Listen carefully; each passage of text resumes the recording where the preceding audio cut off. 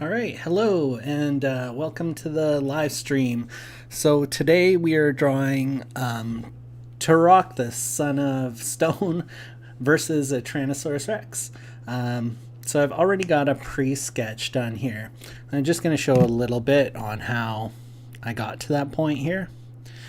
So I'm just going to start a new layer here, and just close that. Zoom in here.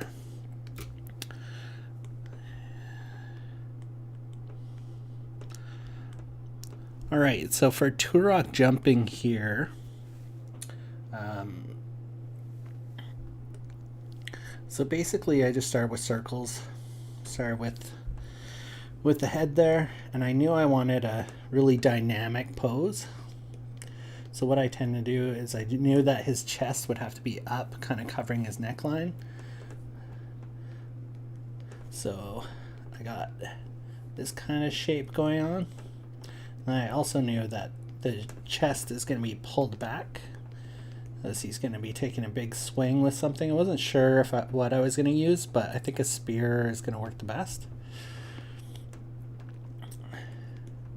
And you just kind of rough in quickly those shapes. Another thing I did is I kind of drew a spine line so I can kind of get where the curvature, how much curvature I'm going to use. Then usually the hip position,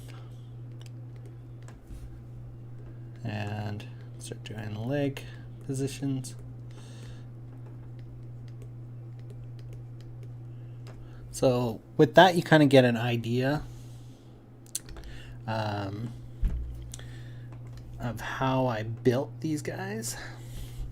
And I'll go in there with the lasso tool and I'll just make adjustments to everything. But that gives you a good idea of how I got this sketch started. But I'm going to build it all through the painting. I'm not going to do a detailed sketch. I'm going to try to just build all of this character through finding it through the painting. Kind of like you would do if you were like sculpting or something, where you just kind of find it. You'll see why I really describe digital painting, or any painting, very close to sculpting, the way I do it at least. Alright, so first I'm going to find a color that I want for the base shadows of everything. I want it kind of unified. So I'm trying to find a color here, kind of like a burnt sienna, so like a brown, but I'm going to dull that down quite a bit.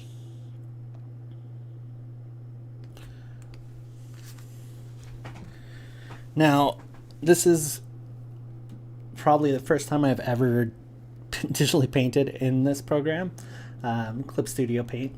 I usually do Photoshop, but like I said on some of my other screens streams, that the Photoshop and my drawing tablet are not liking each other lately. So I figured, let's figure this out and learn it. But generally, any of these skills will transfer from one program to the other. Just one or two parts of it might be tougher to figure out than others. But for the most part, it's very similar. Sorry, just grabbing. That's a blender. Let's grab. Let's do this. I'm using the gouache, but the dry, or no, I'll just use the gouache brush here. Gouache is like a type of paint that is really good for commercial art, since you can photograph it without much glare. Let's get a bigger size here, brush. Okay. All right. This program is really slow to render compared to like Photoshop, which is my main one for this, for digital painting. Let me just trying to get something that won't take so much time to render, so maybe like an airbrush or something. The brush really isn't important at this stage. There we go, that's a little bit better.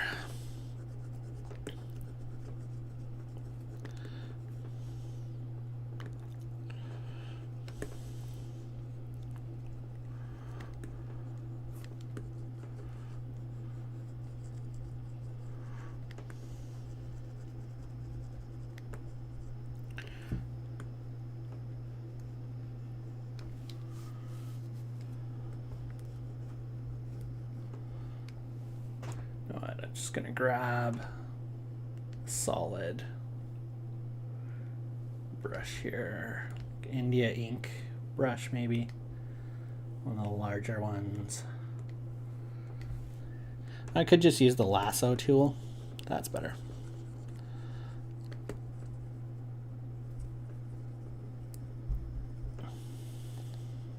And fill it,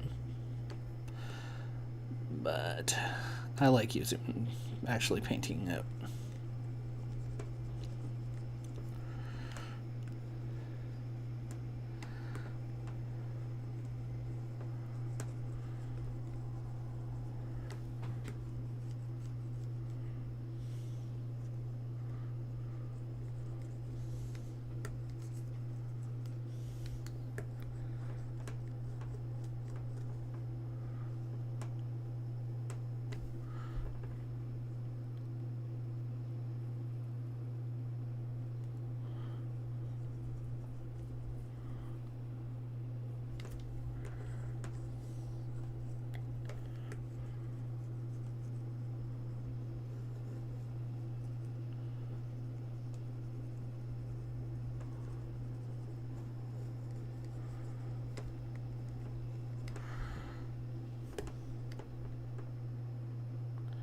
By rendering speed, I just mean the how quickly the program actually shows the line that you're drawing. Sometimes, like certain programs, like this one, seem to be a little bit slower than like Photoshop is at getting you. Like when I draw this line, my pen is going at the same speed, even with quick line with these settings. But when I use a bigger brush in this program, it seems like it's going to be an issue with the speed of the rendering of the brush. Now, I'm not sure if there's anything I can do in the settings or anything to fix that, but I'll just live with it for now.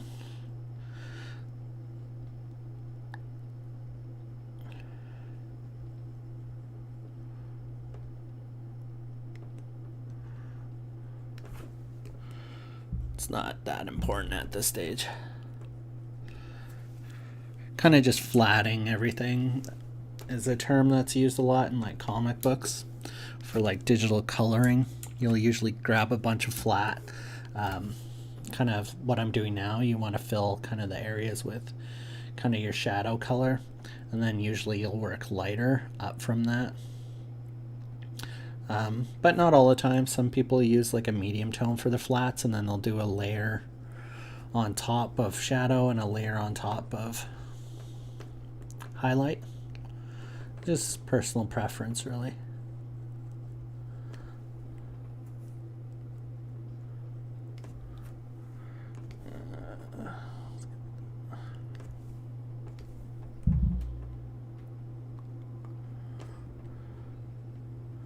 And a lot of these shapes I'll find and refine as I go.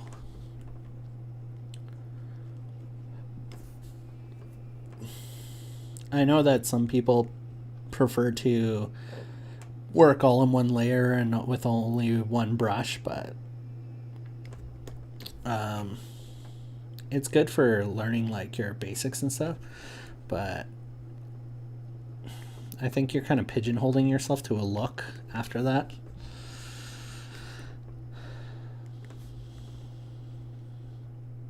And like I've said in other streams, I find that people kind of worry about the digitalness of a digital painting, and you just gotta look at them as something different. Because otherwise, why aren't you just painting it normally? Like, unless you're just trying to get reps in of, you know, get a bunch of paintings under your belt in a quick amount of time, because you can paint quicker, definitely, in digitally than you can otherwise, but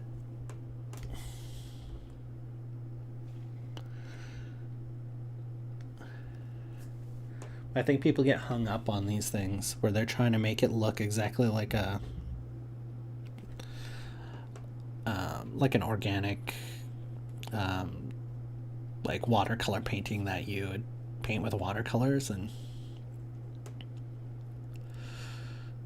it's not really entirely the point, I believe, in choosing your medium, is to try to your hardest to make it look like a different medium. Just doesn't really make sense to me. You know what, I'm gonna fill in this area in here, and then that base part there is going to be done.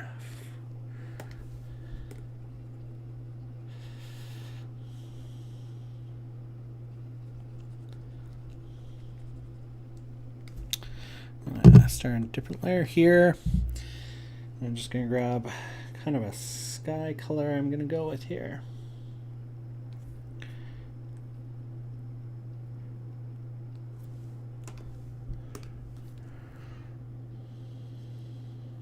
All right.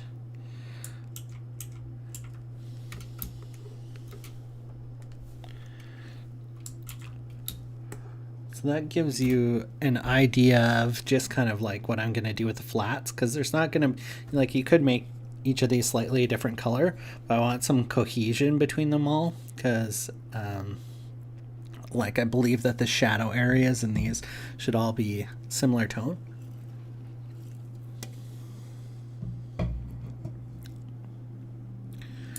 I'm just going to pick a place to kind of start.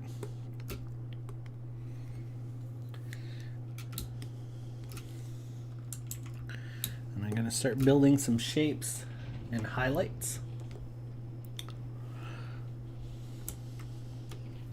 Oh, going too quick, program, slow down. There we go.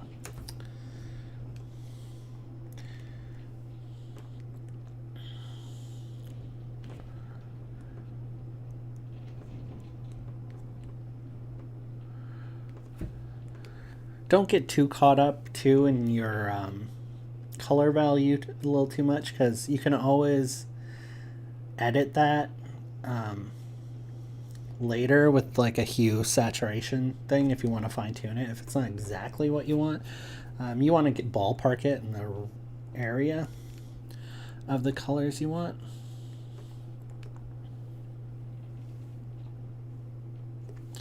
Actually, I'm going to darken that layer, so I'm going to go out to edit here, tonal correction, and I will grab my hue and saturation. I'm just going to saturate it a bit more, bring the luminosity value down a little bit more, and I'm going to tint that a little redder, or no, that's the other way. Okay. Grab.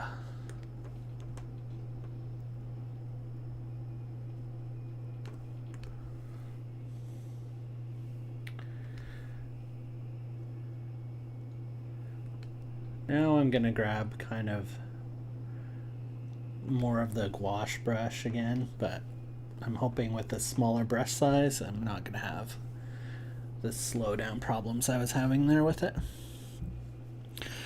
So I have my eye line kind of in here. So I'm just gonna build some nice high cheekbones in here.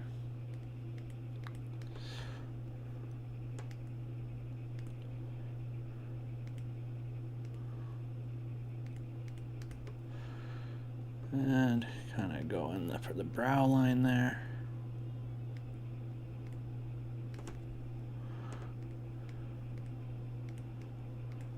And I'll do a lot of the refining the shape of the face, like the outline, the silhouette with probably the eraser tool. Gonna be a little bit of time here too, probably me just adjusting to the way the brushes work in this program opposed to Photoshop, but I'm sure by the time we reach the end I'll be pretty used to it. I'm just trying to get a light there for kind of where our nose is going to be.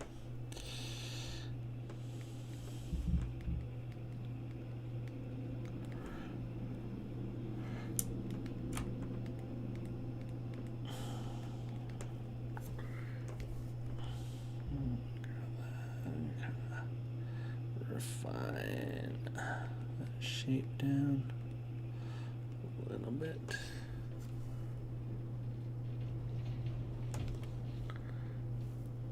So I'm going to change the size of that brush a little bit too.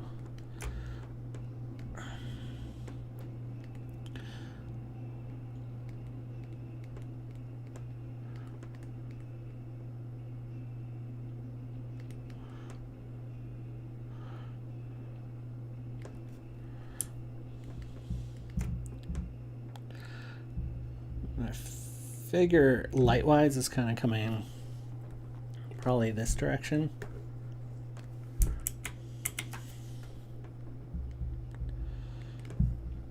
Although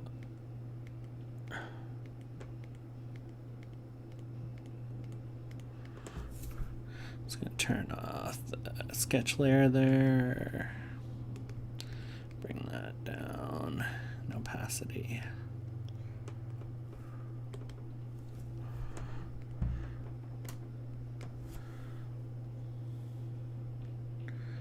That brush just is not working the way I want it to. Let's switch back to something that draws a little bit smoother. People get hung up on that too. I'm like, what brushes? It really doesn't matter. Seems to be people get obsessed with tools, especially when they're first starting out. They're, what kind of pen are you using? What kind of tablet are you using? What kind of computer is that? Like, truth is like, you give an artist any tool and they'll usually find a way to get what they want out of it. I don't want that. Just narrow that. Just refining that shape. What, this should be darker.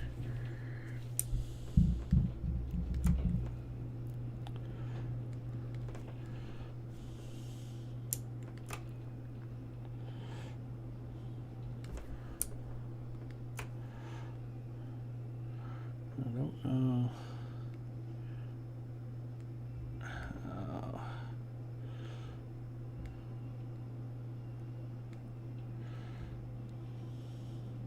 I might have to bring some of this down a little bit, the brightness, change up the color a little bit, but just trying to get an idea in there.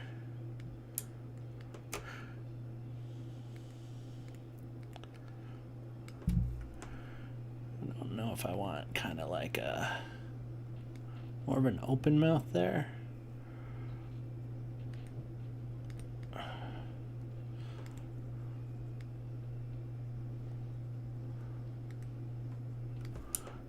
That's going to be too.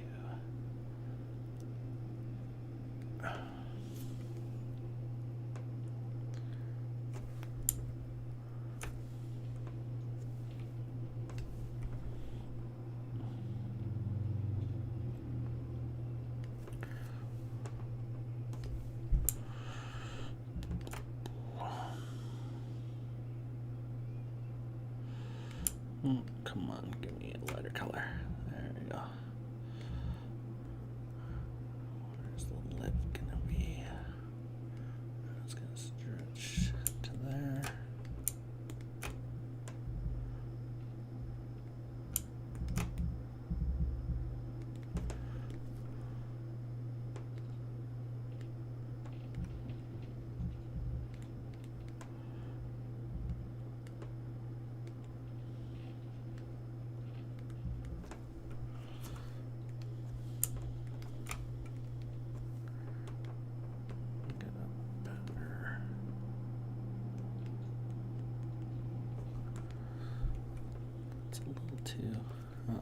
little too bright. Let's try a different brush here.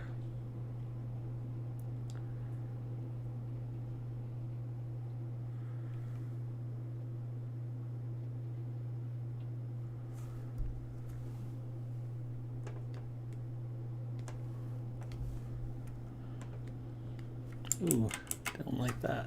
Let's try this then.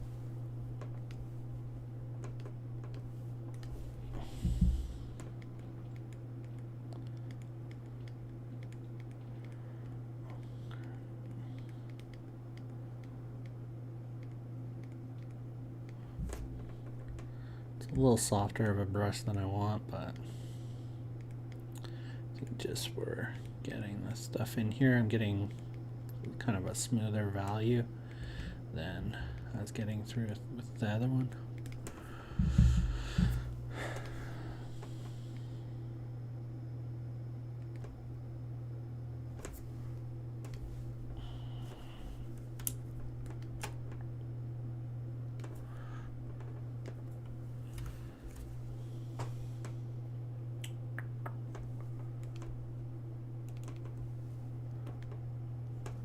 Not getting these brushes, it's weird because you're not getting exactly the value that you're choosing. It's a little bit annoying that my value is not being reflected properly. You know what? I'm just gonna, that's a blender.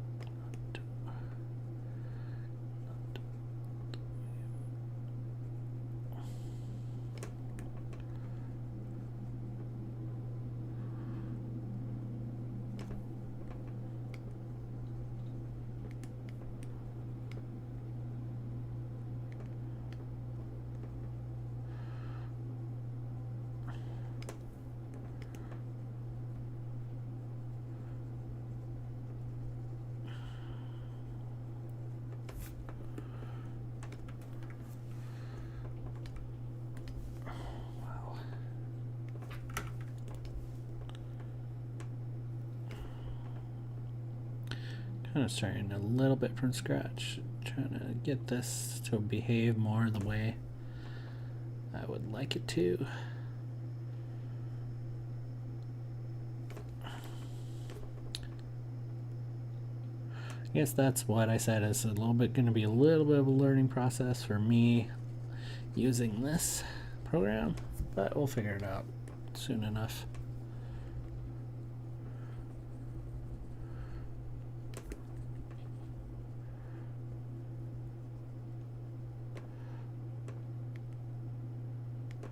I feel like the head is not tilted back enough either at this point.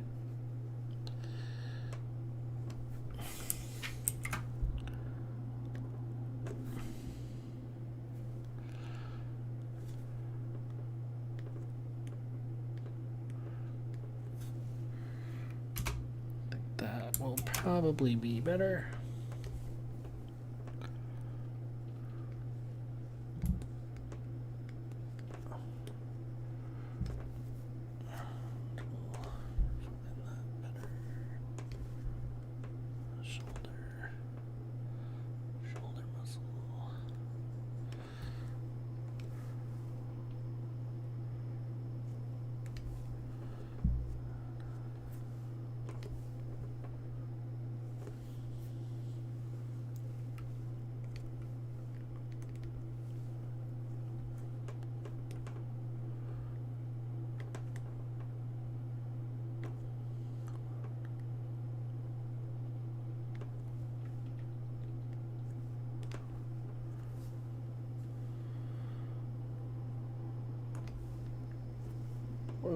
So that's a large.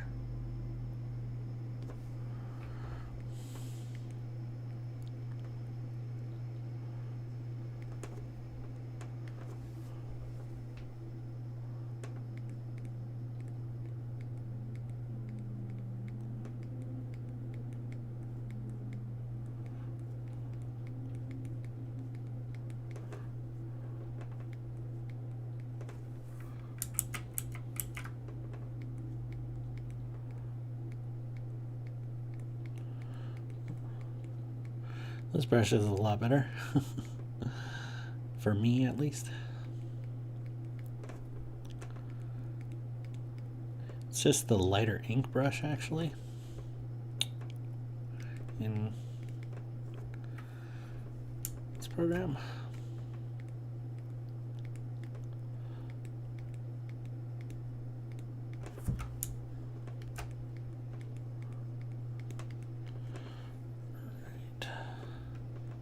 Cheekbone higher.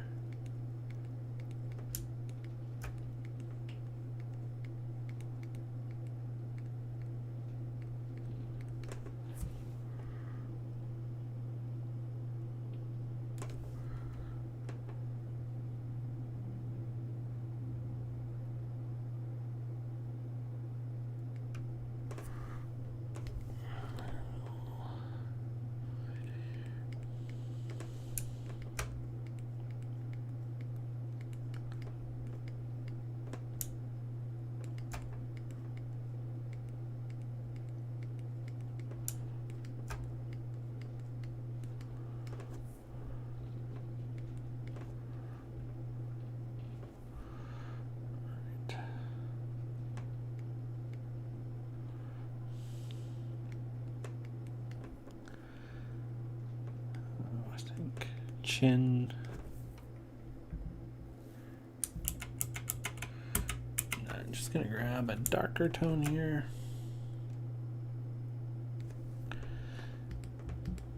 Just give me an idea of where, how I want this mouth shape to be. Kind of want something more like that.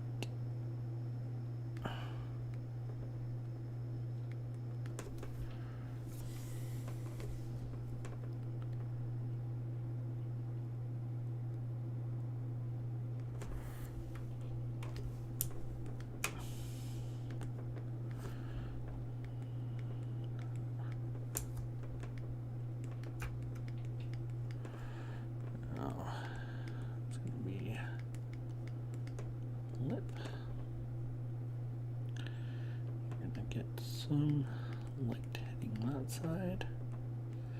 This side is mostly going to be in shade.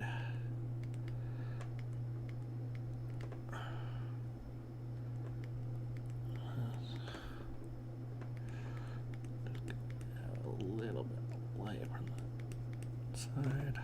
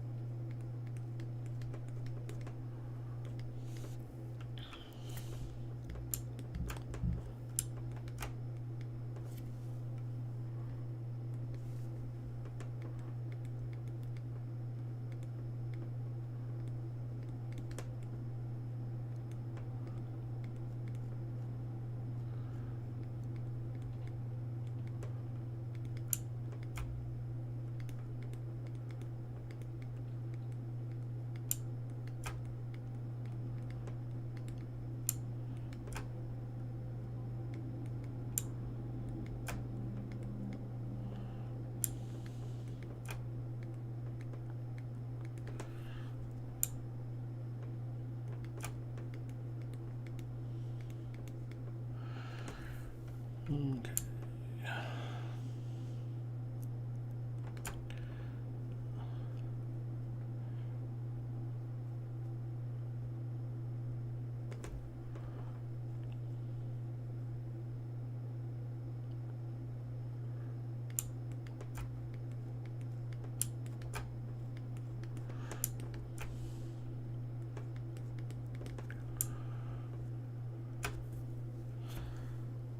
Now this section is actually ending in the wrong spot, so I'm just gonna make a little edit here. I want to do that as a free transform. I just want to put the septum of the nose back a little further and set it deeper into the face. I'll just go in here and refill in kind of dark area here.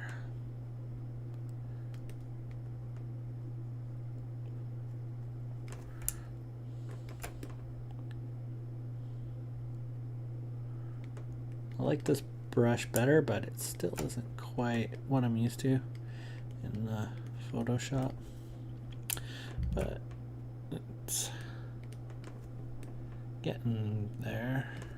Way better than it was looking.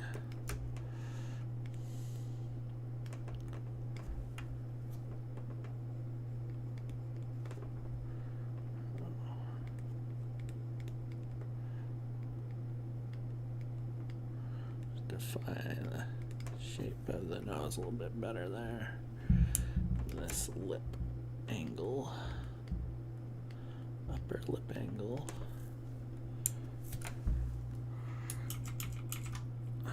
Just kind of get an idea of how that's going.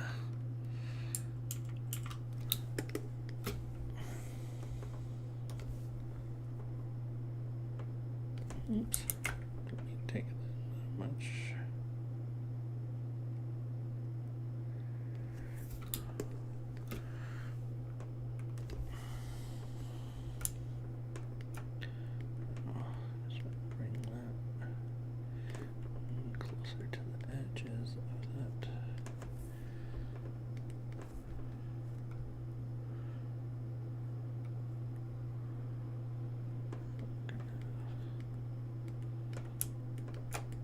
No, just put a kind of an idea of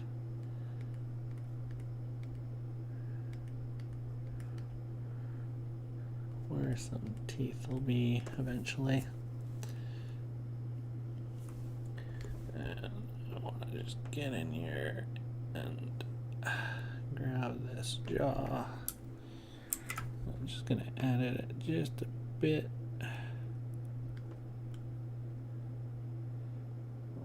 Further out.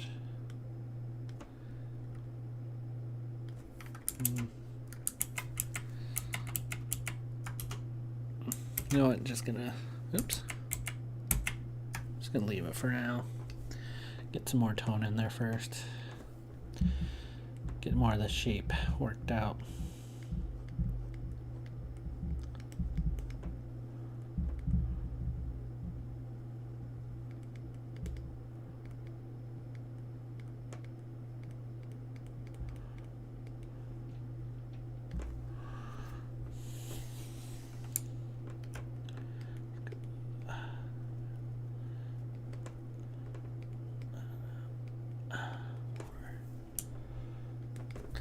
See, this is where I would say I feel like it's more like carving, as it's starting to better take shape now.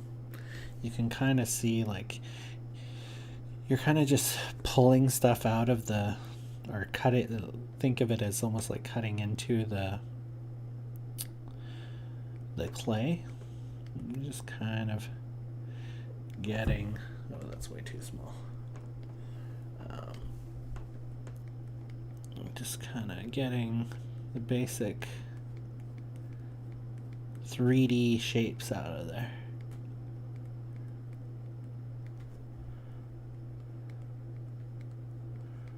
It's lighter than it might end up being in the end there, but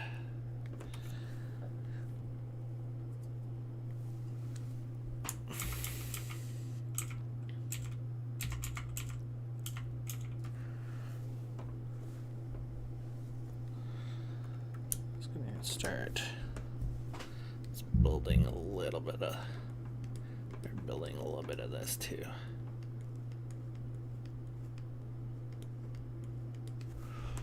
So I know where everything's kind of ending up here.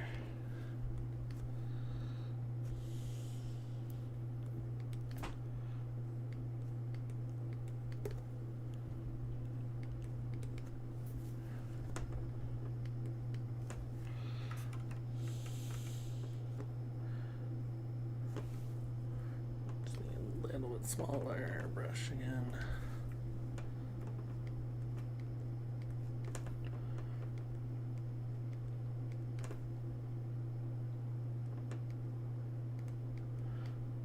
And just kind of like a little bit of an eyelid shape there, get an idea of how I'm gonna do that. Go back to a bit bigger brush.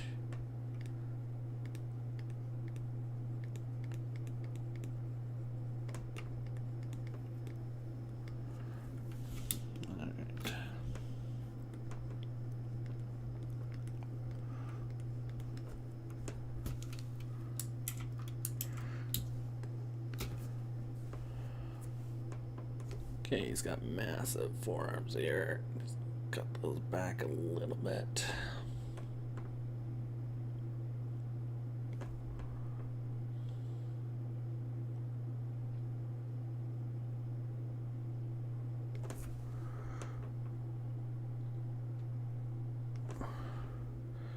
The chest shape should actually be pulling more towards the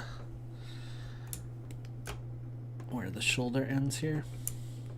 So basically, your chest shape is going to be more in here, this pose, but I want to bring it. Yeah, that's what we're going to do. More like that there.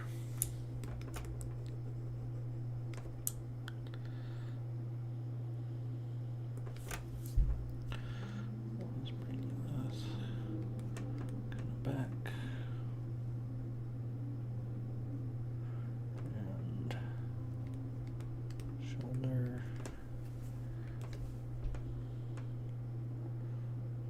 Muscle is going to be in there. And the highlight of the bicep is going to be, let's grab a lighter color, a little bit bigger again, brush.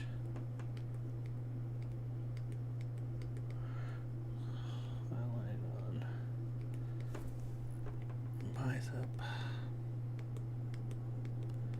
bicep shape. I don't know what the middle muscle is between your tricep and your bicep. I don't know all of the names, unfortunately. But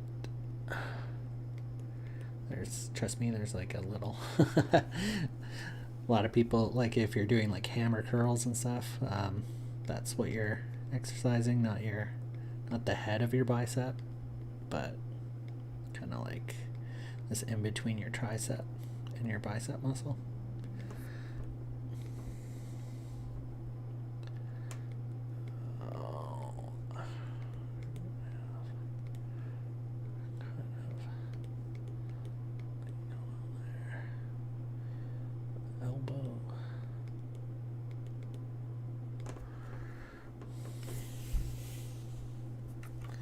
I might be making them too muscled.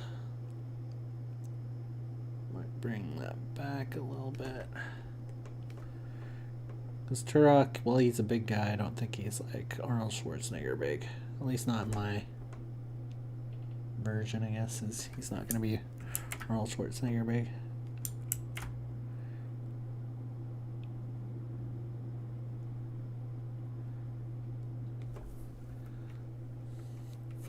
Even though this pose will actually make him look bigger than, would actually make him look bigger than he actually is, so keep some of the size in there.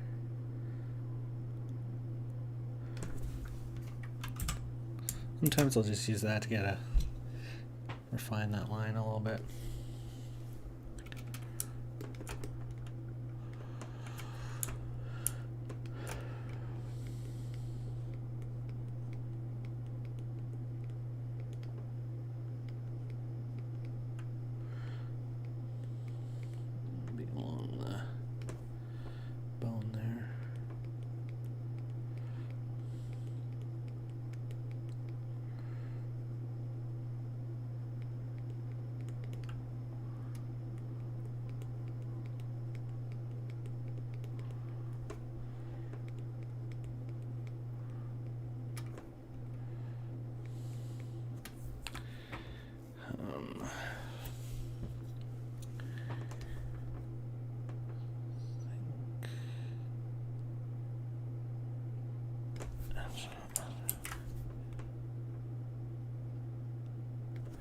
bringing that back a little bit further so it terminates kind of at the chest line.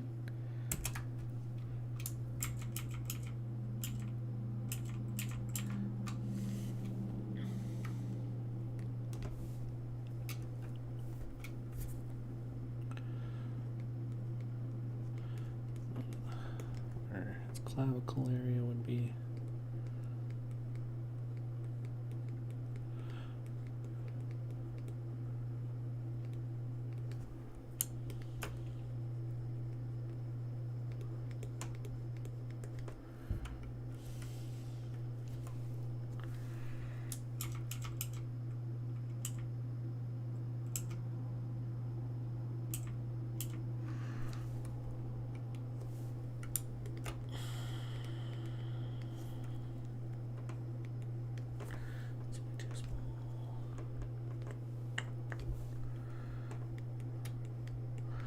Just trying to get my shapes in there now a little bit more.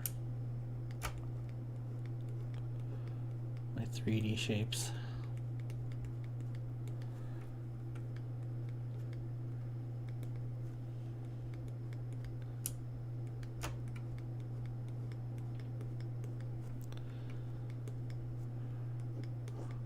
It's gonna terminate here, wherever under the shoulder is gonna be there.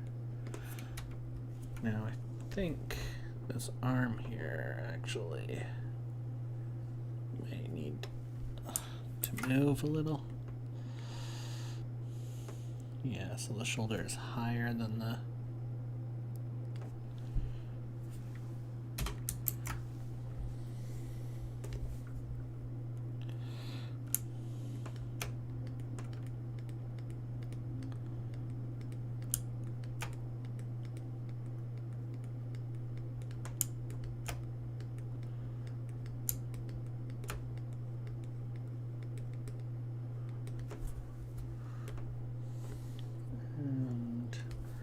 also this here, I put the tricep should be stretched a little bit more than that. In its shape.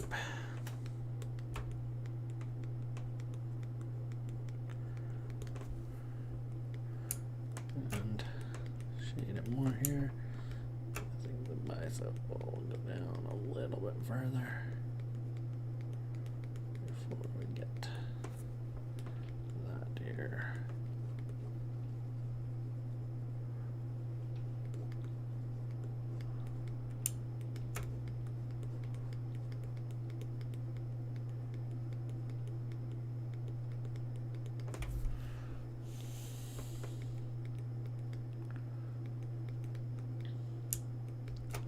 Oops, come on. All right.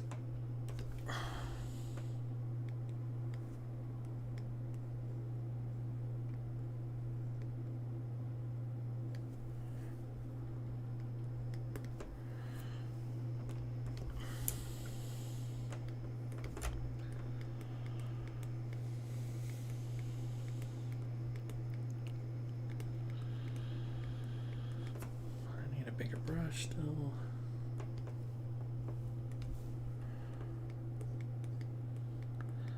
Always with this try. Never. I find this with a lot of these programs. I don't know why they make the brush adjustment quite so strong.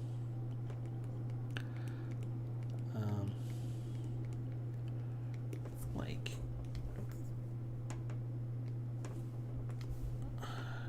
It ramps up really quick. I want this forearm and hand is too long. Bring that closer in there.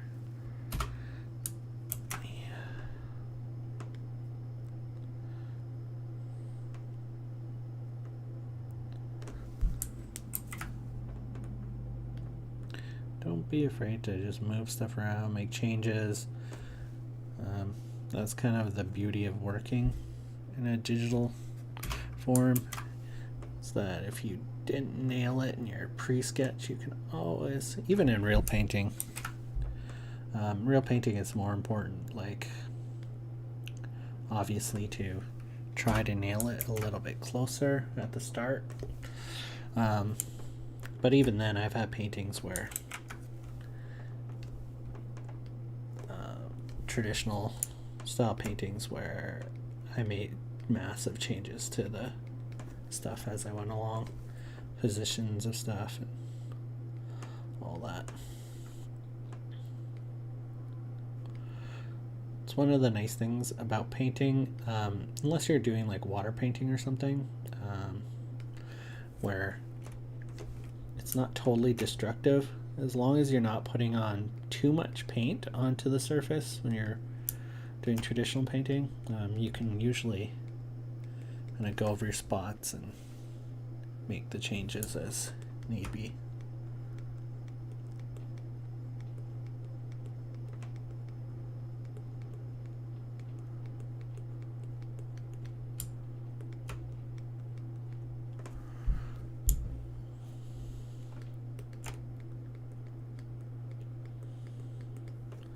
Now, the more you work an area, the more blend you get to it.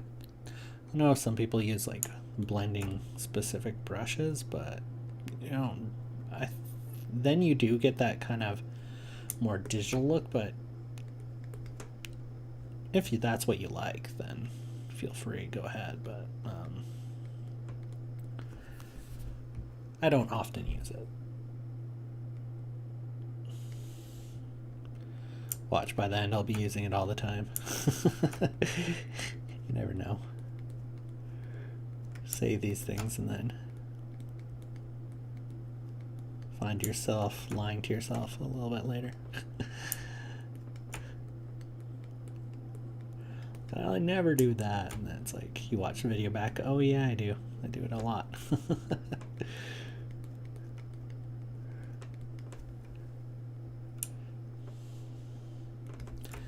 Alright, well, you know what, I'm just toning that down a little bit for now. It's distracting to see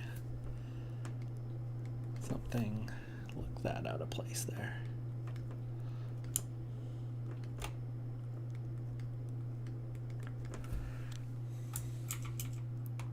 Now I will actually, he won't be totally naked here mid-jump. But I'm just kind of going to get this in, at least to a point where it's kind of all in there. And then I will adjust from there.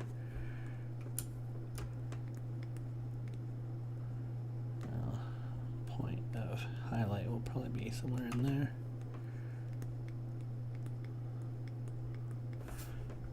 Just kind of refining the shape here with my paintbrush here. I'll go back in with the eraser here. Elbow should terminate probably there.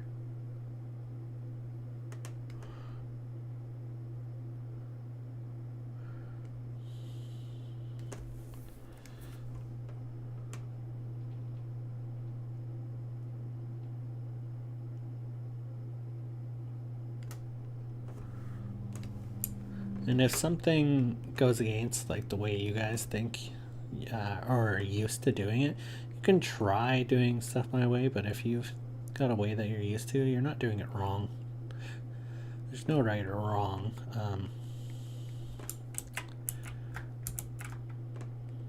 Unless you're at a point where you feel like you're not progressing and things are kind of not working for you, then definitely try different stuff.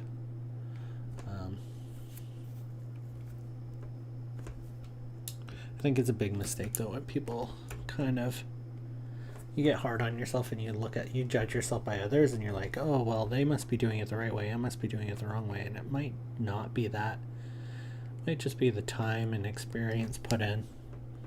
You just need more time and experience.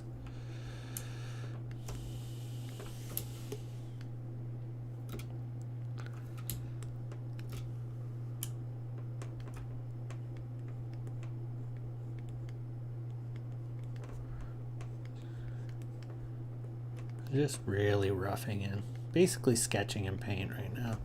And like you saw how ugly this started out, but it's starting to really take shape. The more and more I go.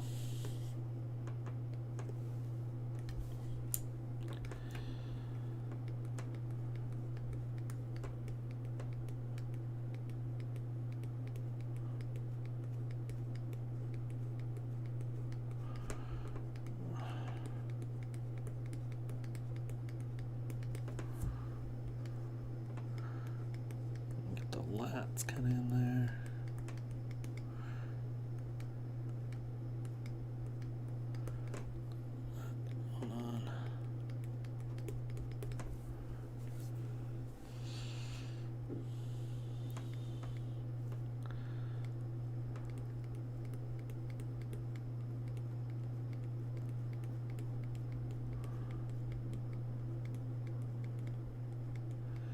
Abs are weird.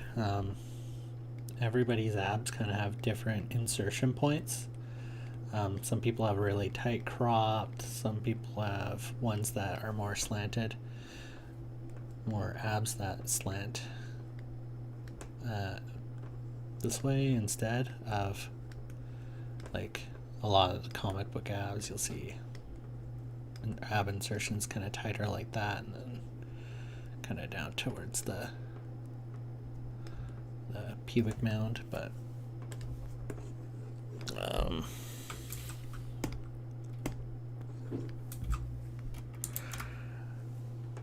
think I'm going to give him some longer ab insertions just to really emphasize the stretch here of the pose. And gonna have your hip bone coming in here.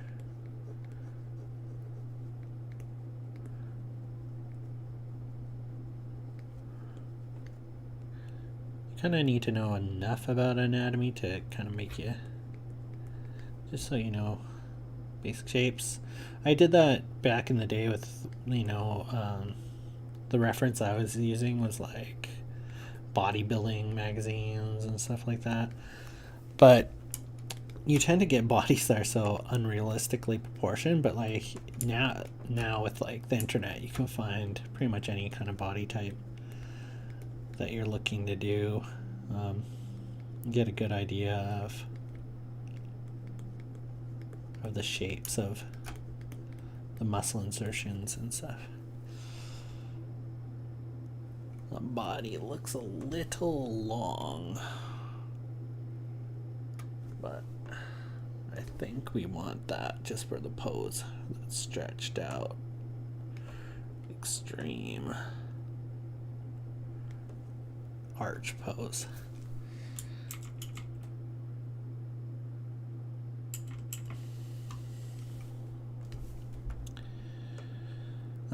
Also, people's torso length is quite different.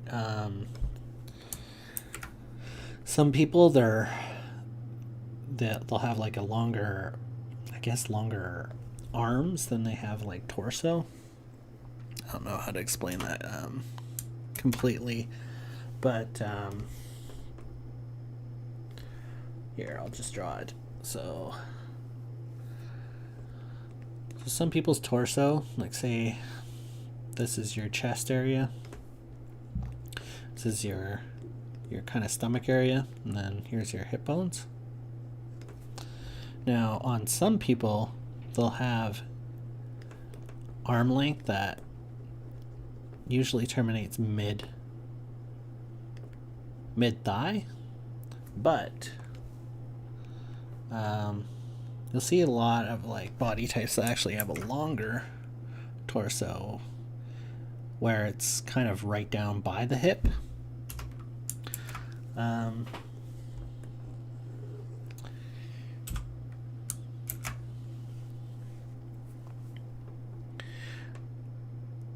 It's definitely more common depending on like what racial background you have. It's not a set rule though, but often like Caucasian and Asian people have a little bit longer torso, and you'll notice it when it's set with the legs. Like people who look like they have really long legs, like Africans tend to have depending on what part of Africa, um, have tend to have these very long, short torsos and long legs. Um, but it's not a universal thing. But it is something to be aware of when you are um, drawing people of different ethnicities. Um, it can be tough at first to kind of um, recognize why something might look a little off with like proportions and stuff wise, and usually it has to do with like leg length, torso length. um, but there are outliers. There's tons of people with a huge, like you'll see a lot of rock climbers that have really long arms and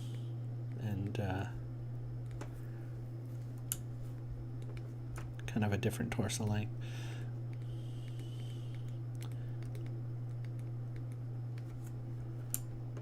It's just something to kind of be aware of.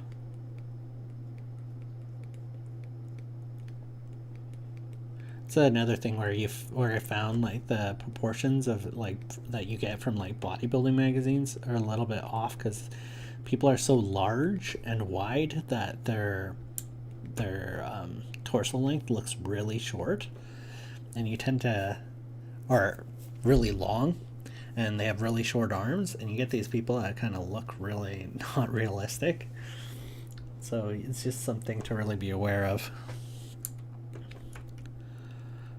So it's always good to get a variety of. It's nice because you see like where the muscle insertions are and stuff, but it's nice to have not get all your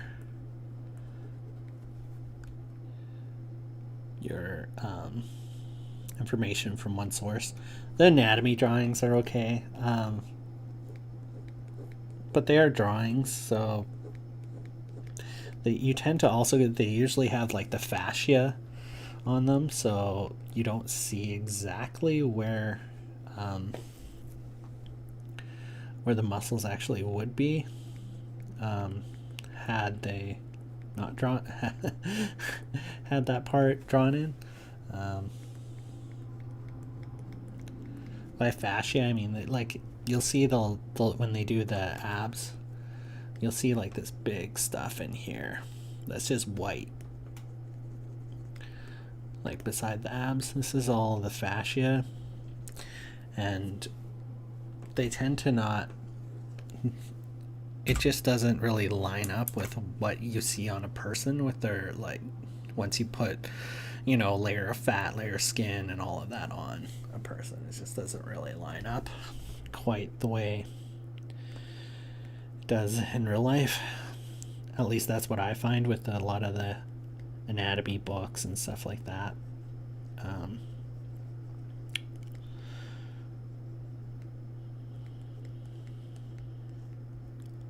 Definitely worth looking at though, but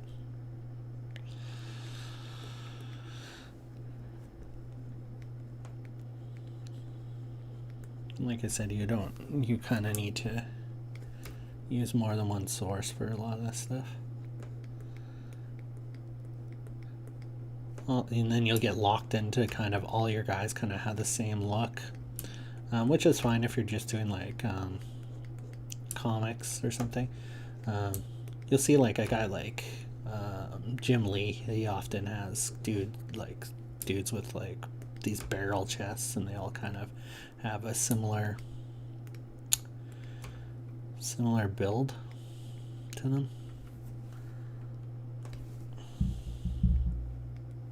There's nothing wrong with that. It's every now and then you might want to do something a little bit different.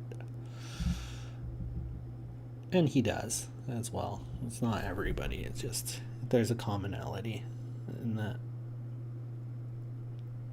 these people with these they usually have a tight vacuum stomach pulled in stomach, and then they have like a big barrel chest, kind of like this area here, which on some people you don't even really see, or the kind of like bone there, of the rib cage. Some people you don't even see that; it just almost instantly goes into abs. So just kind of something to remember.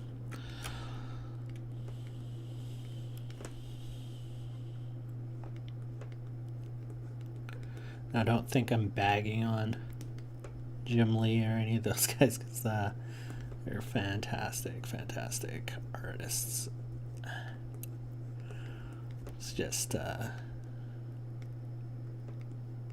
they're working under some crazy deadlines, and when you do that, your stuff tends to get a certain look which people like. Some people just prefer you to have a certain look to everything, but you need to break your own rules every now and then.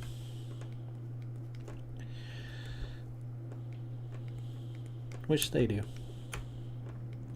Kind of making it sound like they don't, but they do.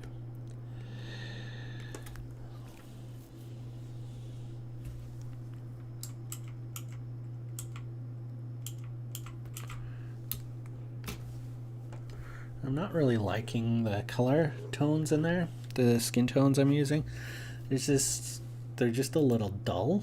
I feel like when I was picking in the color picker, I wasn't really getting in this program what, I don't know if it's something with the brush, but I'm just gonna mess around with the hue and saturation here a little bit.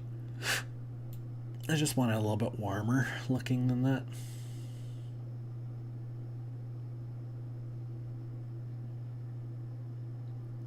I still haven't really decided on lighting. This is where often some people just paint all in black and white first, and then they'll add their color, which is cool, but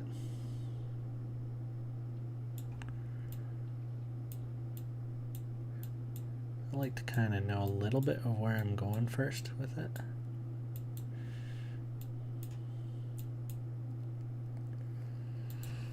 Okay.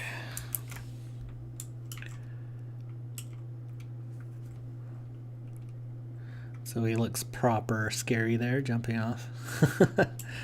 There. I think now I'm just going to move on from him for a bit. I kind of want to... maybe not. Maybe I'll draw some of the... kind of emphasize. Yeah, that's better. Just kind of get some... maybe like clothing details, hair detail in there.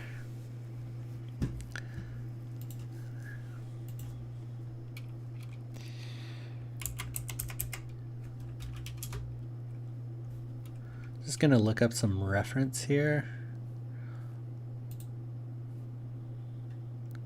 for ideas for the outfit.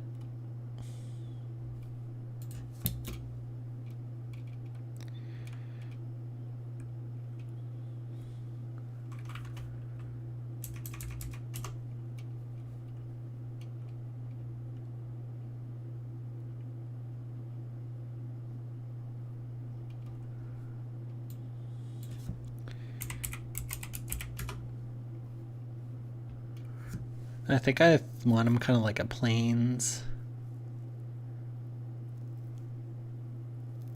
of a plains tribe.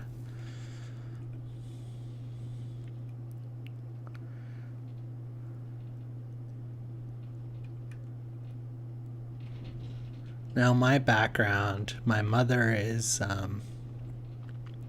Iroquois, so I have a tendency to want to do all these warrior looking people in that kind of outfit, but I think the character of Turok is more known for being more of a plains tribe like a Cree or something along those lines.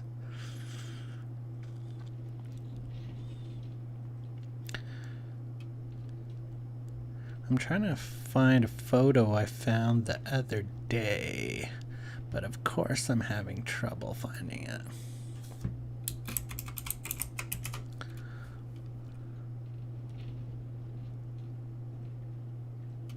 Oh, this is kind of good.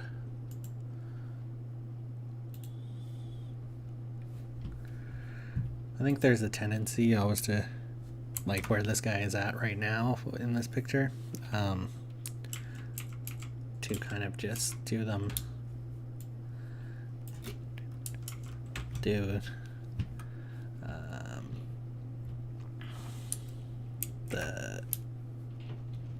Native American people, like they never wore clothes.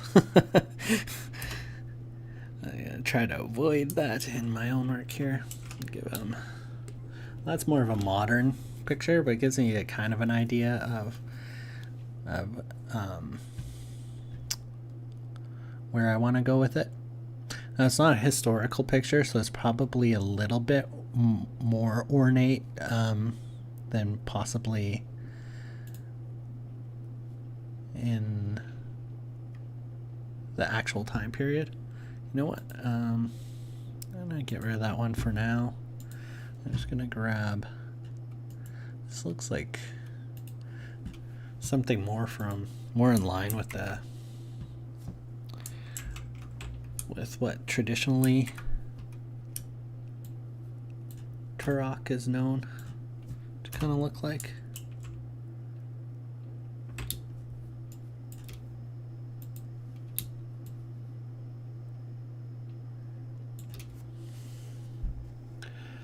All right.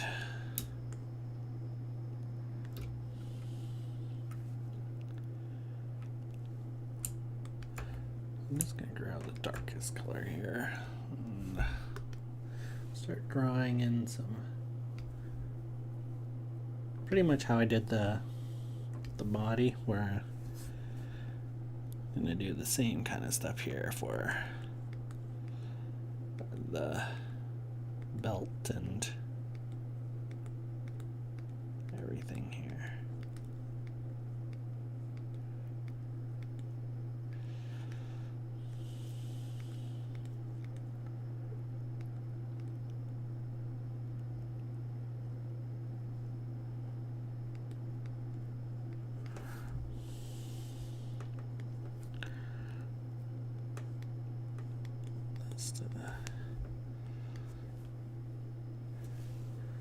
Something going on with this hip here. Wanted to just give a little bit of the glute there, but I think it's looking a little bit weird, so let's get rid of a little bit of it there. This is gonna pull back, I believe.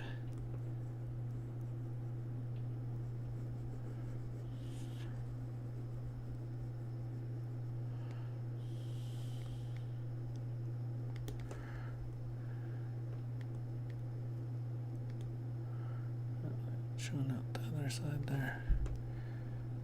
Kind of get kind of a shape in there for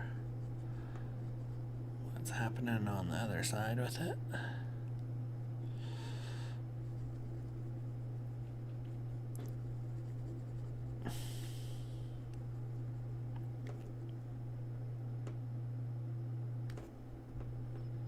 We'll probably go for 2 hours today, and then I'll schedule the next one. I'm going to try for Monday, but it might be Tuesday.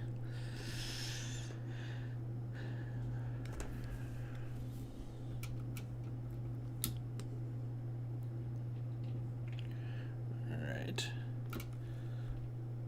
And I don't know if I want to do the chest plate or not, so I'm just going to put it on a different layer for now.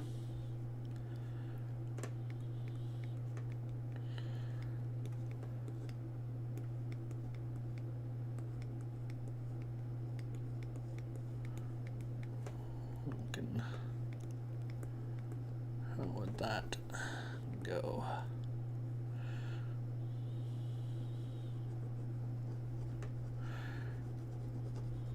Yeah, so the way I was painting, I was like work and from dark to light. Sometimes you can do stuff really quickly that way. I'm having a little bit trouble just because I'm not used to this program today. Getting it quite as quickly as I want.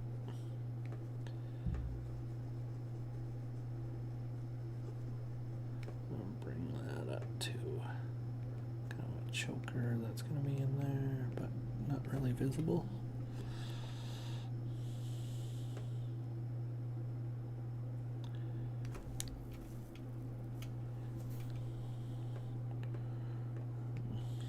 Some armbands, maybe.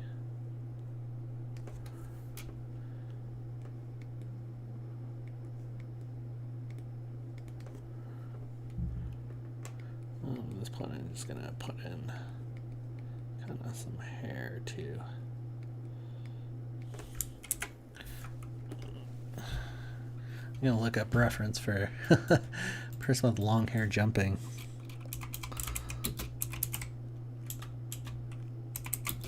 Just so I can get kind of a shape going on here.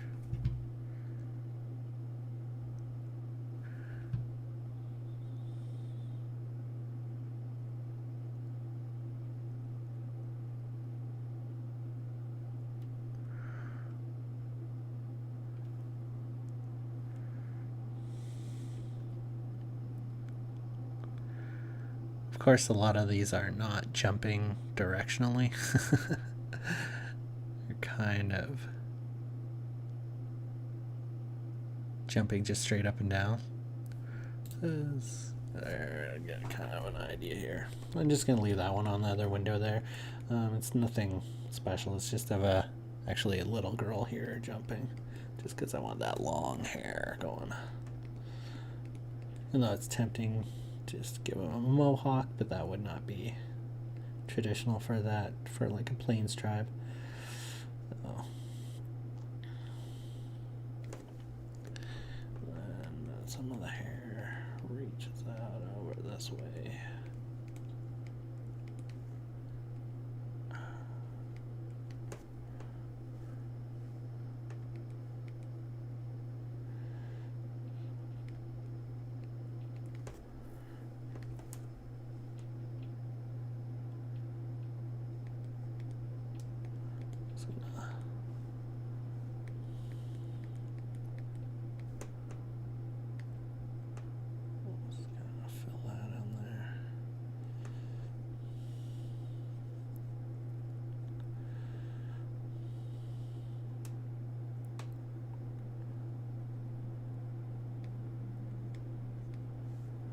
I'm not gonna be too worried about actual strands and stuff right now. And there's some trailing off, kind of shape-wise like that. And kind of no, don't like that one. That strand there. All right. Let me just see.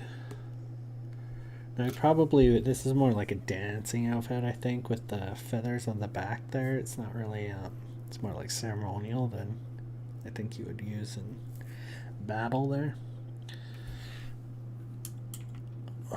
You know what? I might also do kind of like a headband kind of thing to him.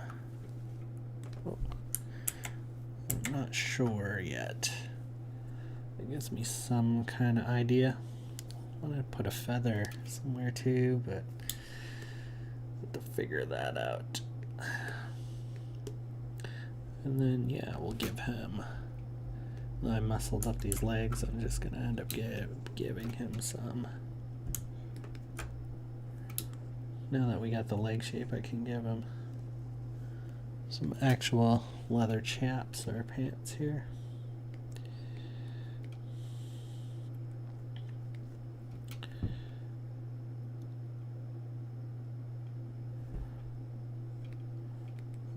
So, thing is, I'll just kind of do this kind of where it would pull on the pants.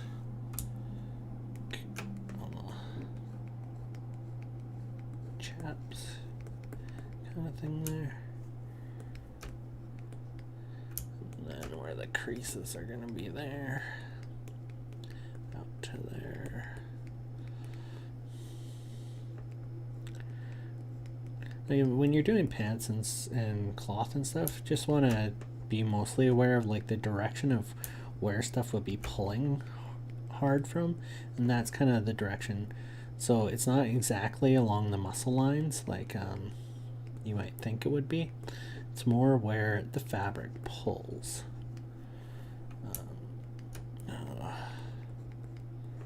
We'll probably have something more like that in there.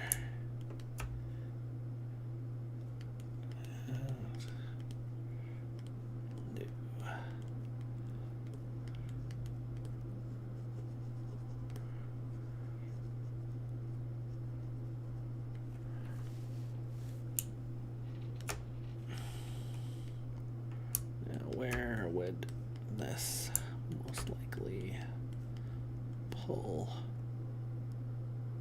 Probably still coming from the knee there. Most of it. Yeah. This will be in shade more though.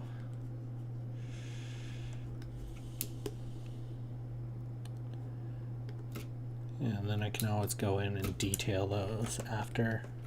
Put in the folds or anything major that I want in there.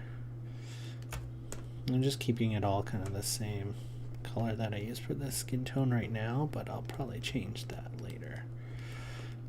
Let's make that pull a little bit more.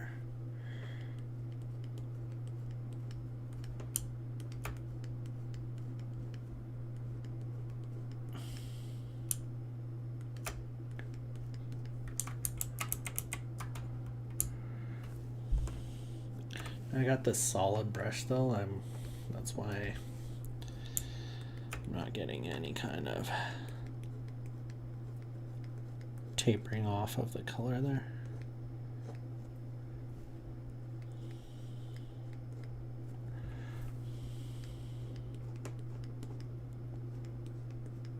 We'll probably give him some moccasins there instead of being like barefoot too.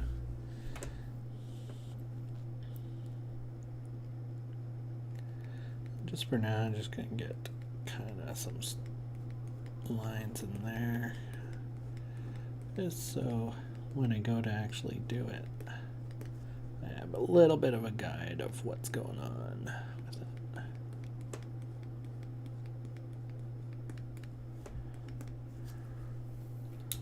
This will be different because I'm gonna be pulling out individual sections. Just get rid of our reference there for now.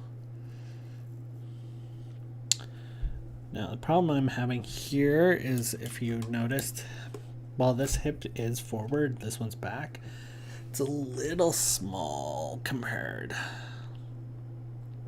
Like it should be smaller, but it's a little too small. Let me just go in there and make sure I have free transform on this time. It's an issue I had last time. Oh, okay, let's delete. And now that's the problem of me doing this on a different layer, so I'm just going to merge it with the layer below. Now I can cut this out and move it the way I want it. I think I have to go back, yeah. It's annoying that you have to change that every time back and forth to what you want it. But yeah, I want that leg shouldn't be too much different in size to the other leg.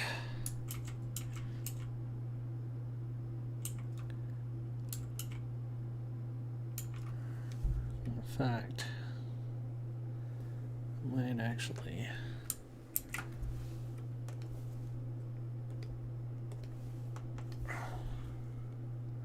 Like, why isn't... I don't know. Maybe you can set that to default, be the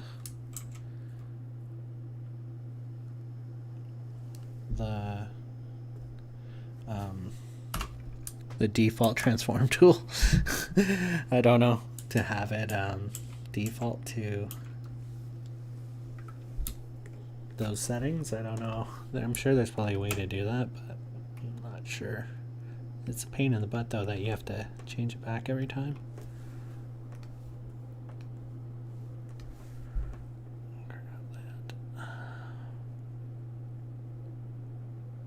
But every program has its quirks. There's lots of stuff I don't like about Photoshop too. Mainly the cost.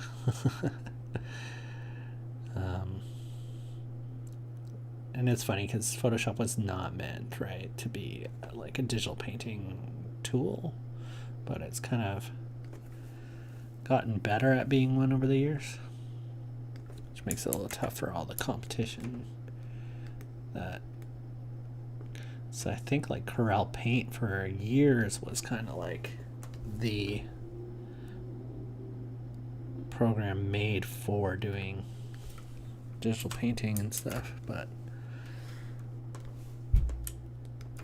Photoshop was so popular that people, and was more in use just in general, so people ended up migrating to that and making it into what they wanted it to be. Now this is on the other end where it's meant for, I think, more like line art, and that's what I've mostly used it with. So learning to digital paint in it, which I've seen some people do some great stuff, so kind of one of the reasons why I wanted to also use this program. That gives me an idea, at least for now, of what I'm going to be doing. Of course, there's going to have to add some shadow in here, or cancel. I'm going to have to add some shadow now in here and stuff to get that looking correct. Well, it seems to me like the torso now is too long now that I made those legs more uniform in size. Let's just grab the free transform tool again, and let's just bring this. Oh, I don't like how it's squishing it though.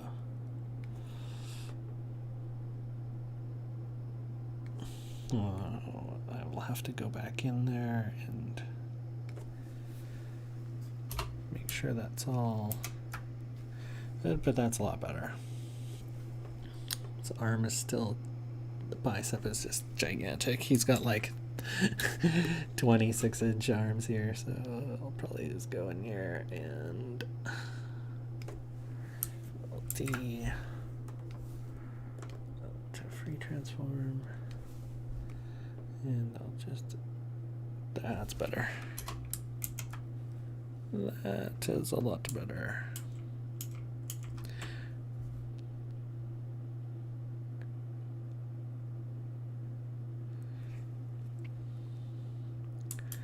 I'll probably still have to come in here and do some more refining of this body shape,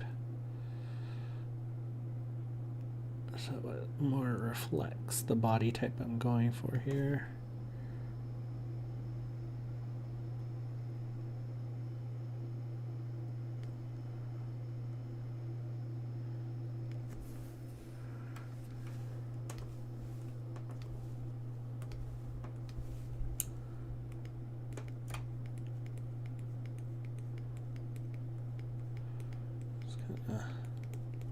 Soften up those edges, because you wouldn't have really that strong of muscle insertions. By that I just mean the shadow line, when you're all stretched out there like that.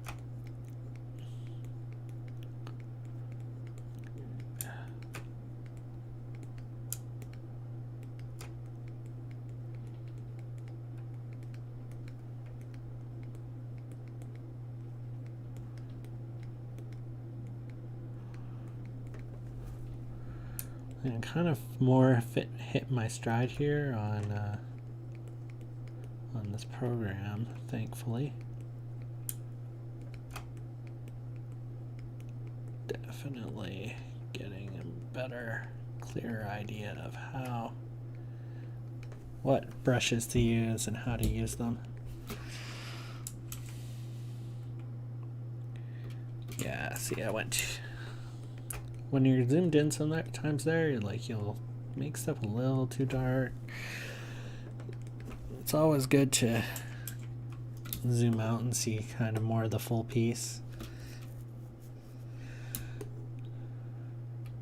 Alright, well, I probably won't finish him entirely before I go back to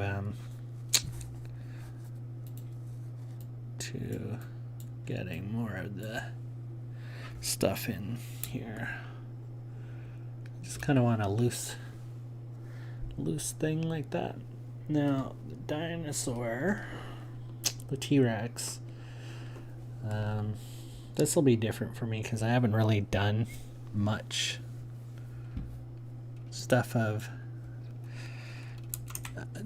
many creatures like this before. I've done a couple, but not of real ones. Usually have something fantasy of my own creation.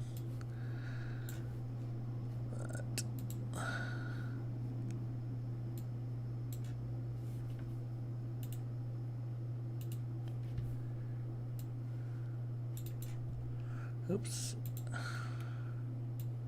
So I'm just gonna look up some reference here, see how other people are kind of painting dinosaurs.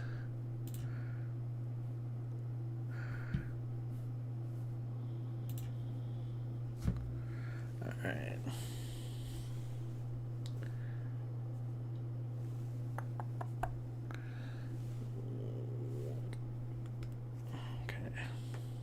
I'm just kind of grabbing more of a gray tone, warm gray for now. Let's just start getting, oh, that's a little too dark because it's on the wrong layer. Make sure you're always working on the right layer.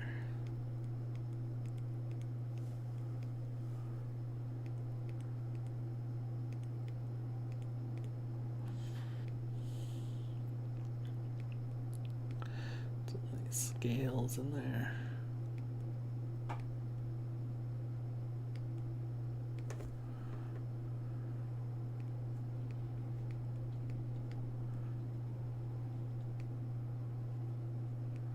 Oh, getting more into the gum line there.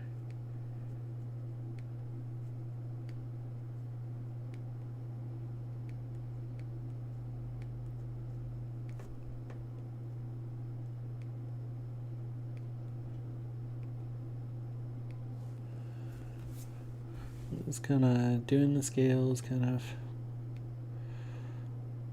along the mouth line here first. Probably not the best way of doing it, I'm not sure.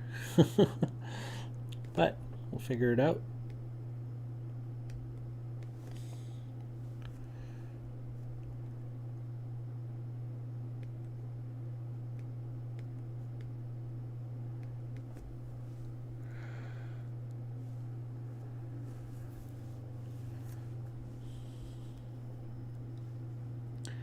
Sorry, I just gotta make my original sketch there a little brighter because I can't see it. I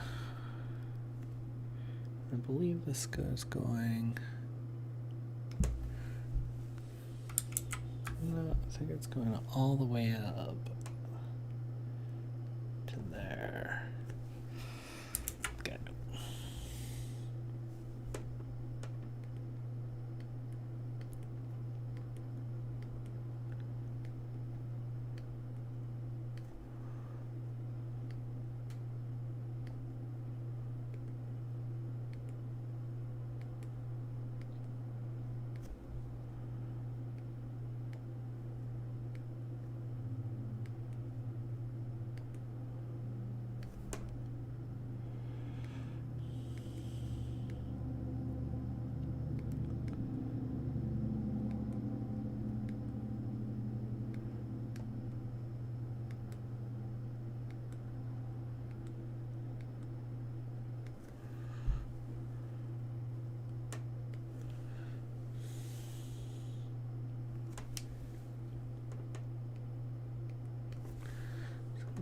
brush a little bit bigger.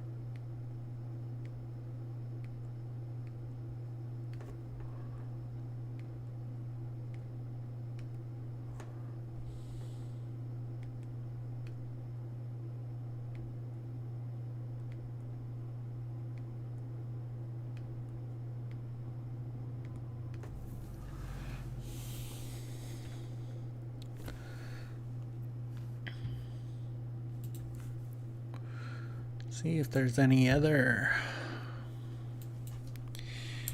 T-Rex.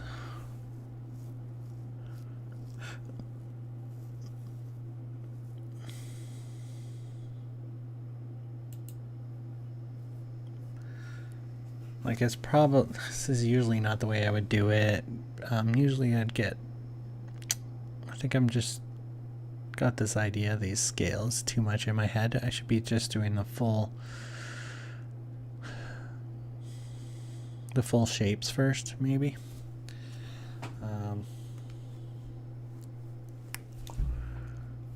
Yeah, let's switch to doing it that way. Leave these in here for now, but just kind of want to get my brush bigger. Let's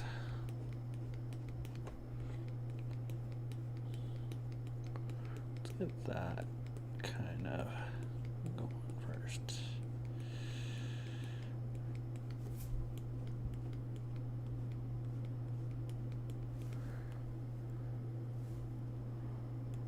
This brow, it's going to be kind of bright, I think.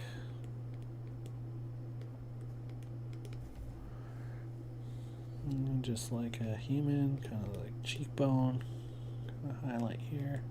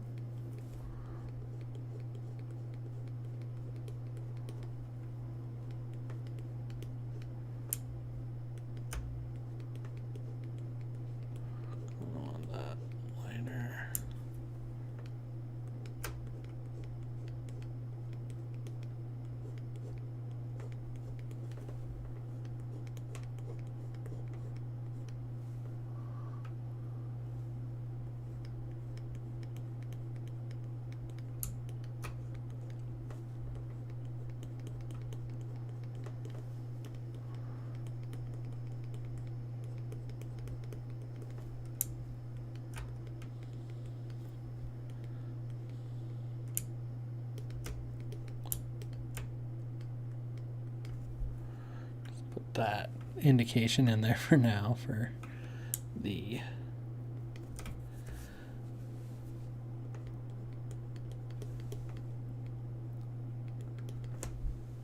eyeball.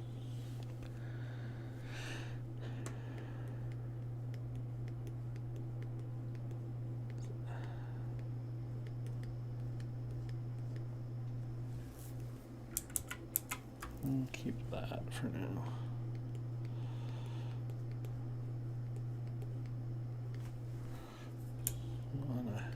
Not quite so bright.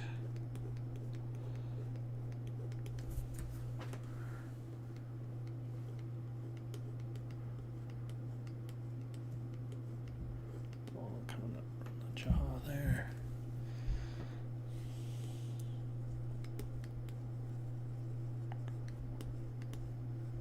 Pretty interesting how these people must be quite the thing to specialize in. Just doing these paintings of what dinosaurs most likely look like. It's gonna be an interesting job.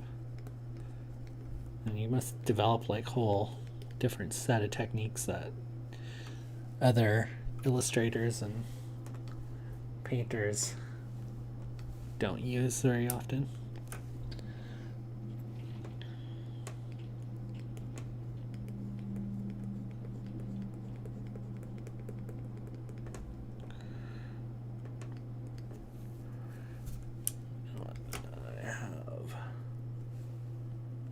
I have the tongue coming out here, don't I?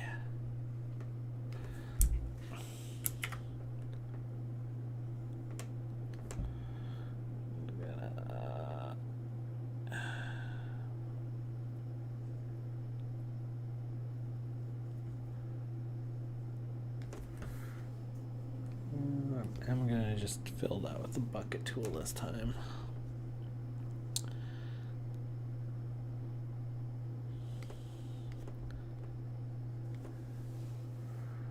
Go back to my other brush. Doesn't save the sizing, did it? Maybe it did. Let's try that. Yeah, that should be good.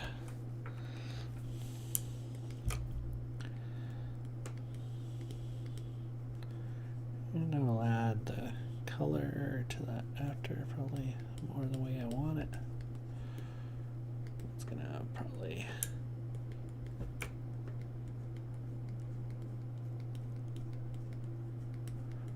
put a little line to that.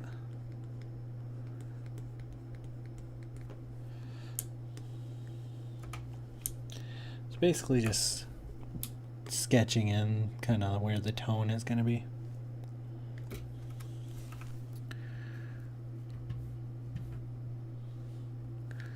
And I could probably get rid of the reference there for now.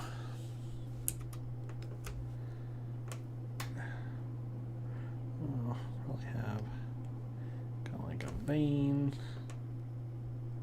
something along those lines there.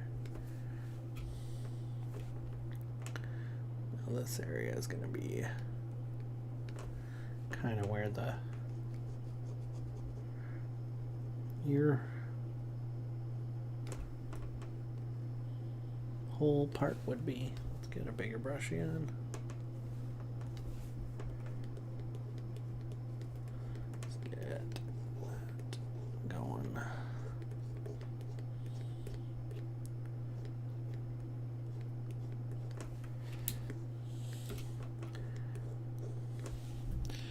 Now let me just get this line in here.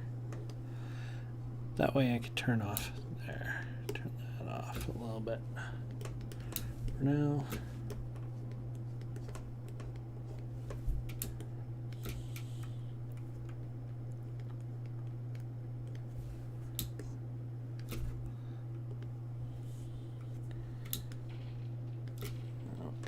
Kind of like an arm thing here. Just gonna get some of these shapes in here. It's gonna be where another leg comes out.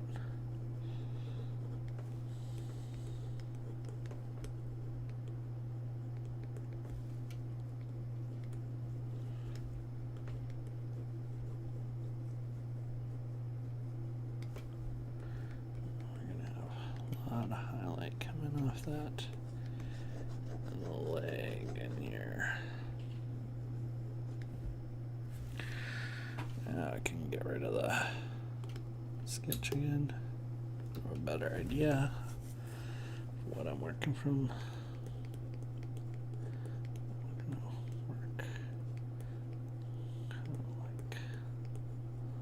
like that.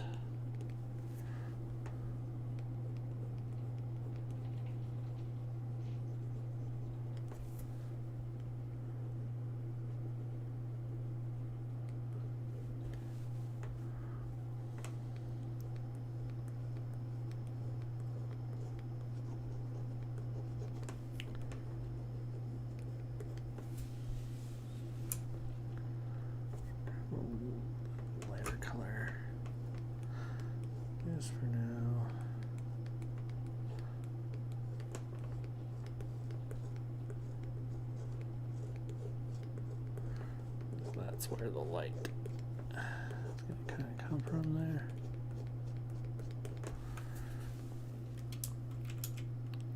All right.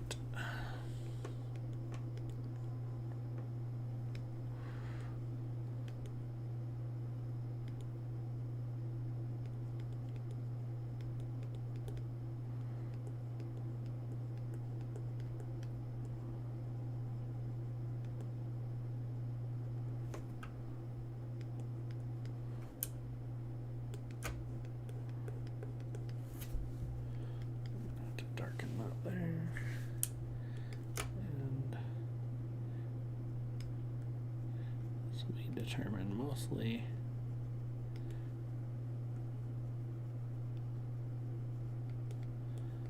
by the highlight coming off the leg there.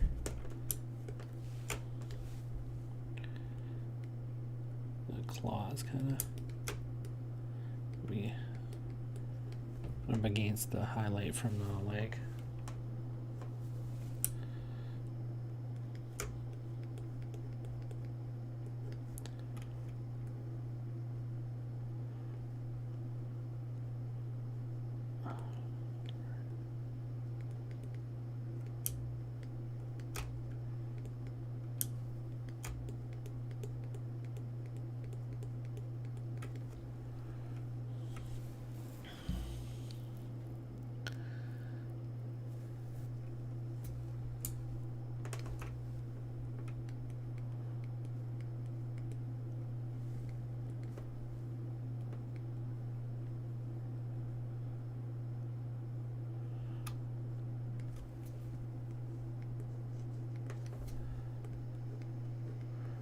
Thigh is gonna kill in, still there.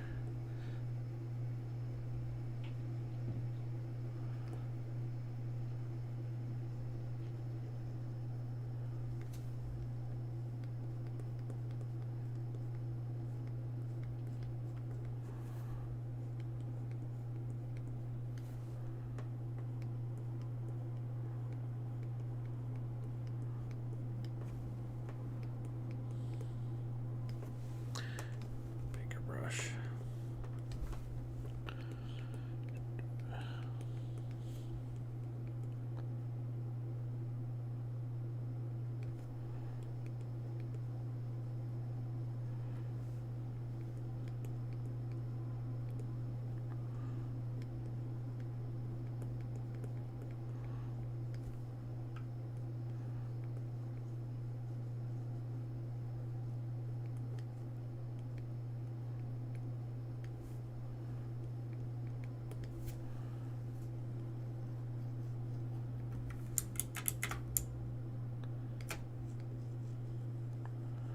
Just kind of getting the early stages of like the shapes, 3D shapes that are going to be going on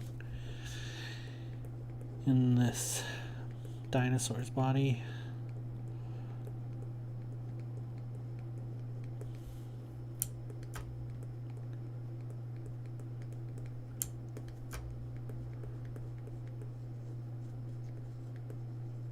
It's kind of your ambient light layer, I guess. It's not really totally reflective of the final lighting, but it's just kind of getting a basic light in there that's going to show the roundness of everything. The shapes, how they're going to pop out. Doesn't, like I said, doesn't even be your like total end lighting scheme, but it gets you a good idea of the shape of everything in here in 3D space.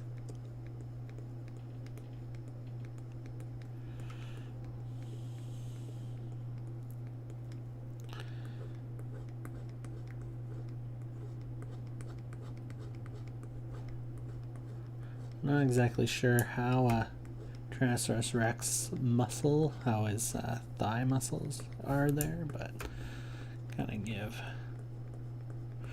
And also, like I said before, this color might not even be anywhere near the final coloration. It's just developing tone, developing my shapes, kind of still sketching in what this drawing is going to be. So I didn't do a detailed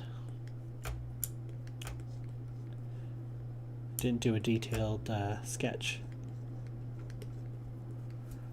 I like to find, kind of like a sculptor finds kind of their details and shapes as they're working, so they reveal it, which is kind of similar to what I do with, I'll do like a silhouetted shape and then I'll find all the details and stuff as I go.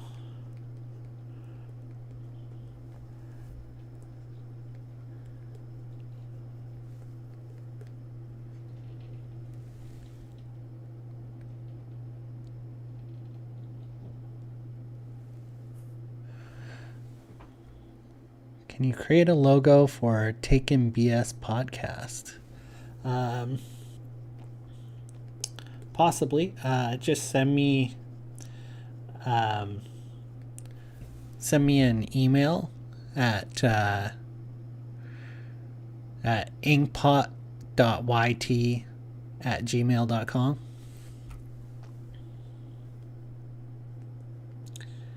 And tell me kind of what you're looking for, and we'll see. Not really doing much of that kind of stuff right now, though.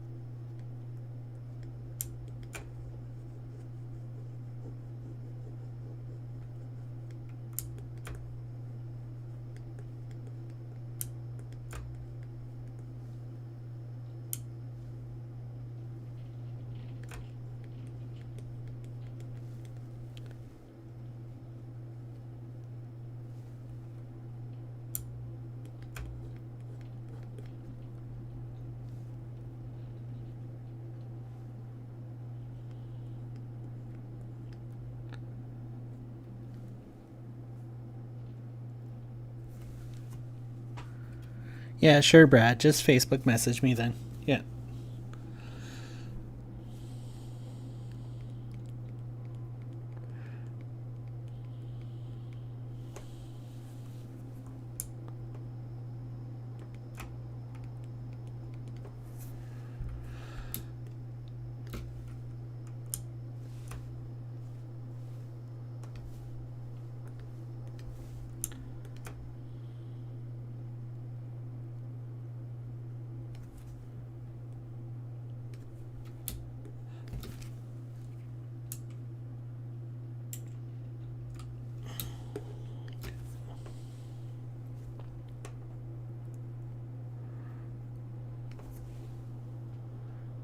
A little bit bigger brush here.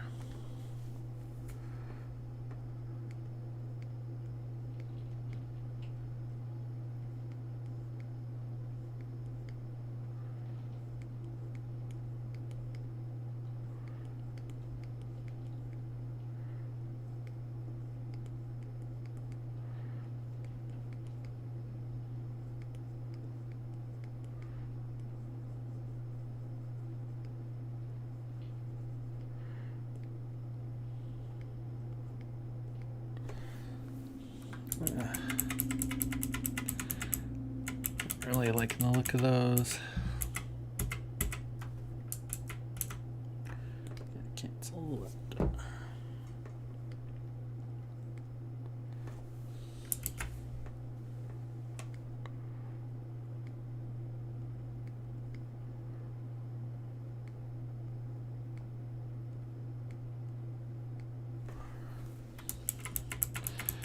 But I think I'm just gonna draw one and then duplicate it a bunch of times. I'll just get one the way kind of nice kind of shape that I want.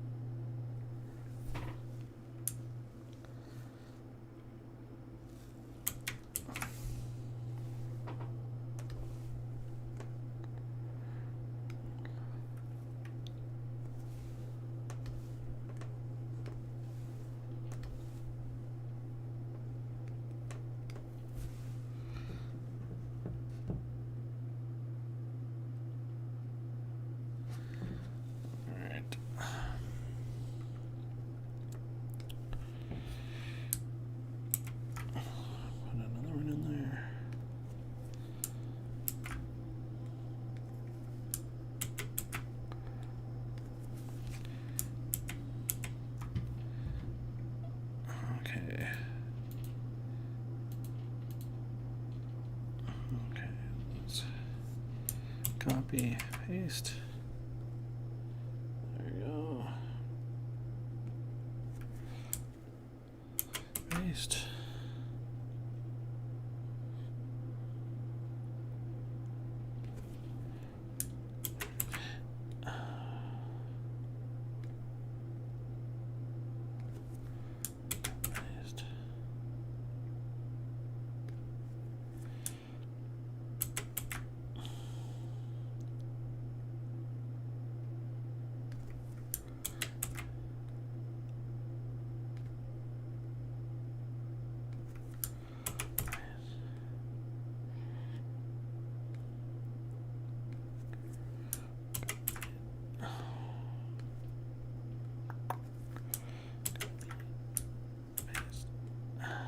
All right. Well, I got some teeth in there now, and I'll just take all of these layers and I'll make that down into one layer. Oops. Not quite that much. Merge selected layers. There we go.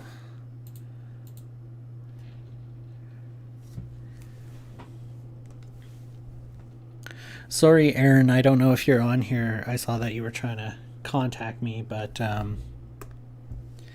yeah, just kind of busy right now with this live stream, so I'm sure you understand.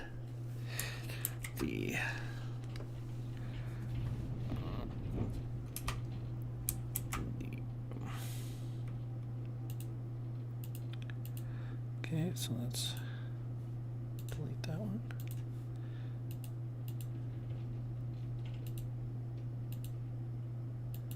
Which layer is that on?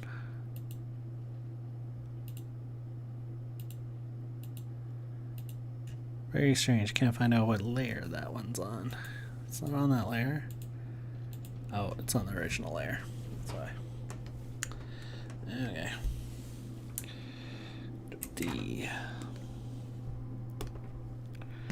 Delete this one. Or nope. Merge that one down.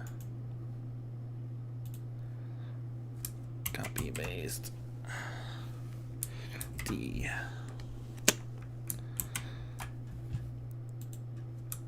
Copy paste. Control T. Now let's get to this more. We want it there. Okay. Now copy paste.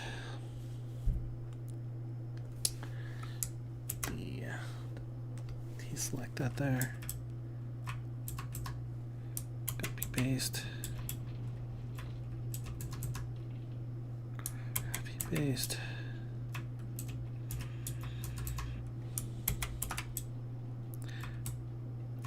Just figure this will save me a little bit of time and headache of trying to draw everyone individually and get this spacing kind of how I want it.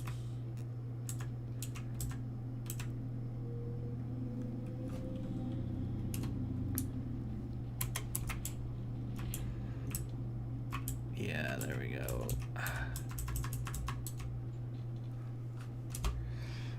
And once again, I'll take all of those layers and I will merge them finally with my selected layer. All right, so that takes us to 2 hours today. So that's about where we're gonna leave it for now, and then we'll keep on working on it sometime next week. And I hope that you guys all enjoyed the stream, and hopefully when we're done here, I'll be an expert at Clip Studio Paint and you'll be a little bit better at it too.